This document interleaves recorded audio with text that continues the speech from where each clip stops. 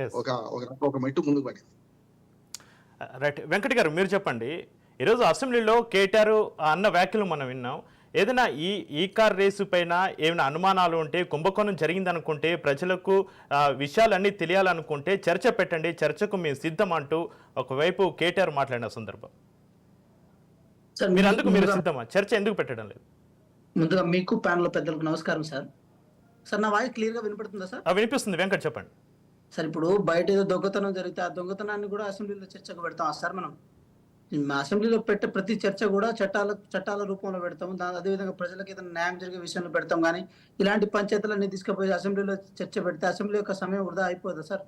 So కాబట్టి ఆ కారణం చేతనే పెట్టలేదు. వారు అసెంబ్లీలో వచ్చి మాట్లాడండి, మంచి విషయాలు మాట్లాడండి అంటే ఇలాంటి అన్ని పనికిరాని విషయాలని ఈడొచ్చి మాట్లాడుకుంటూ కూర్చుంటామంటే అక్కడ ప్రజల వీక్షకుల సమయం వృధా అవుతుంది, ఎమ్మెల్యేల సమయం వృధా అవుతుంది. సరే ఒకసారి మ్యాటర్కి వద్దాం సార్. ఇప్పుడు మ్యాటర్ ఏంటంటే సరే ఈవెన్ కార్ రేస్ లా అవినీతి జరిగింది, ఇది జరిగిందని చెప్పి మేము డే 1 నుంచి కూడా అనుకుంటూ పోతుంటే మా మాటల్ని సరే చాలా వరకు వాళ్ళు కొట్టేసే ప్రయత్నం చేశారు. ఇది కేవలం ముక్కు మీద దొరికిన ముక్కు పుడక మాత్రమే సార్. ఇంకా 7 వారాల నగర్ అట్లే ఉన్నాయి. కేవలం ఈ కార్ రేస్ అనేది ఒక చిన్న అంశం సార్. ఇంకా కాళేశ్వరం కానీ, భూములు కానీ, మిగతా పంచాయతీలు కానీ, విద్యుత్ కానీ, ఇంకా చాలా తీగలాగితే దొంగ గారినట్టు చాలా పెద్ద అంశాలు ఉన్నాయి సార్. అవన్నీ దశల వారీగా తీద్దామని చెప్పి గవర్నమెంట్ కూడా చాలా సిద్ధంగా ఉంది. ఎందుకంటే ఇది కాంగ్రెస్ పార్టీ సొమ్ము, లేకపోతే గౌరవ ముఖ్యమంత్రి గారి సొమ్ము, లేకపోతే మంత్రుల సొమ్ము కాదు సార్.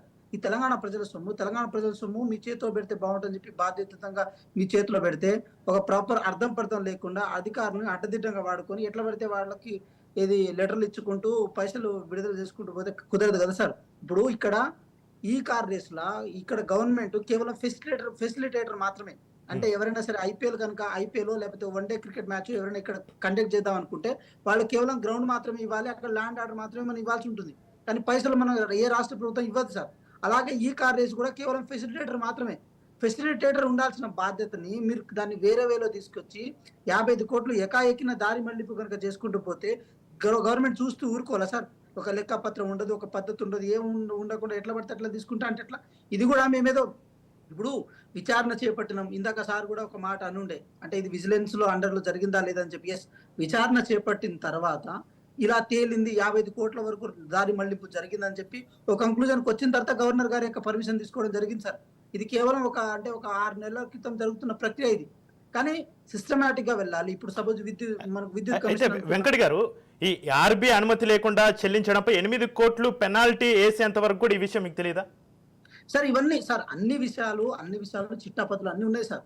కానీ ఇక్కడ విషయం మీరు ఒకటి గమనించండి. మేము గనక డైరెక్ట్ గా కనుక ఎఫ్ఐఆర్ నమోదు చేసి కనుక కేసు ఇచ్చేసే ప్రయత్నం చేస్తే వీళ్ళు ఈ మధ్య బాగా ఫీల్ అవుతున్నారు సార్. అంటే జైలుకు పోతే మేము హీరోలు అవుతాం, మేము సీఎంలు అవుతాం, మేము ఇట్లా అనుకుంటున్నాం చెప్పి వాళ్ళే ఊహించుకుంటున్నారు.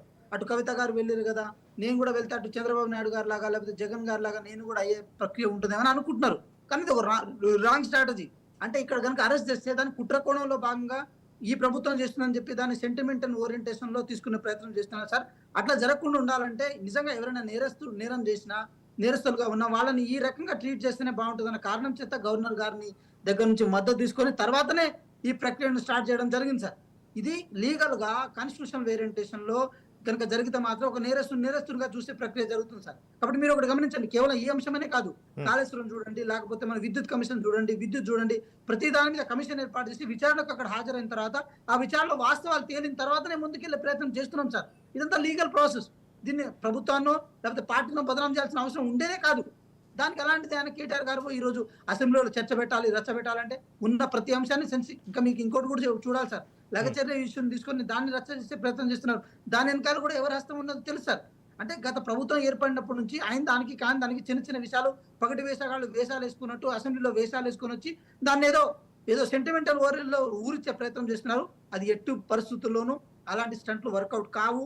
ప్రభుత్వం దీని మీద చాలా చిత్తశుద్ధితో ఉంది, చాలా సీరియస్ తో ఉంది. వాళ్ళు ఎక్కడెక్కడైతే పైసలు పెట్టారో ఆ పైసలన్నీ వృధాగా నీళ్ల పాలైనాయి. ఆ పైసలు తెలంగాణ ప్రజల పైసలు. అదేదో సార్ ఉత్త పుణ్యానికి తెలంగాణ ప్రజల కనుక ఆ పైసలు వచ్చి ఉంటే పెట్టినా కూడా పెద్ద ఆలోచించే వాళ్ళం కాదు సార్. అప్పు తీసుకొని వచ్చిన పైసలు అవన్నీ వాటికి ఇప్పటికీ మిత్తులు చెల్లిస్తున్నాం మనం. మిత్తులు చెల్లిస్తున్న పైసలు అవి.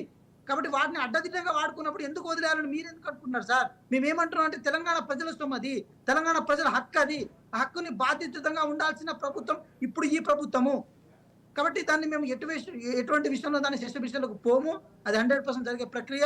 ఇన్ కేసు ఆ సెక్షన్ల ప్రకారమే వాళ్ళు చేసిన అవినీతి అవన్నీ ఇప్పుడు ఆన్ రికార్డు రామ్మోహన్ రావు గారు చెప్పినట్టు ఆన్ రికార్డు రావాల్సిన అవసరం ఉంది. అది అంటే ఏదో మనం వేగంగా కూడా చెప్పడానికి లేదు సార్. ఆన్ రికార్డు కనుక వస్తే ఇంకా చర్యలు పదునుగా ఉంటాయి సార్.